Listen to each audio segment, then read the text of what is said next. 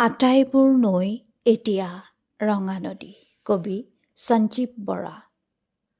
নৈক লৈ আৰু কবিতা নিলিখিবা কবি, নদীৰ দৰে বন্দী কৰি থব তোমাকো।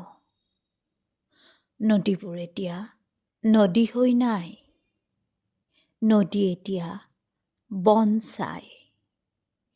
এলুমিনিয়ামৰ তাঁৰ মৰাপাটৰ ৰছীৰে আঁতি আঁতি বান্ধি সমস্ত দেহা কাটি দিব খাই শিপা।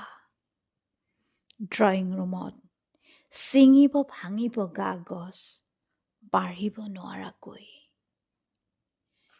নদীবোৰ নদী হৈ থাকোঁতেই ভাল আছিল, নামি আহে পক্ষীৰাজ ঘোঁৰা। কুঁৱলীৰে পাতিছিল মিতা, ফুল তৰা গানৰ ৰূপকেৰে জোনাক নমাই। জলপৰীৰ সাধু কয় আইতাই। কবিয়েও লিখিছিল কবিতা, নদীক লৈ কবিতা লিখাত বাধা নাছিল তেতিয়া।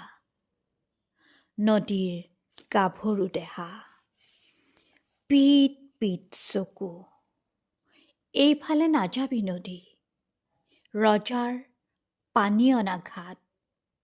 সেইফালে নাযাবি নদী, ৰজাৰ গা ধোৱা পাত।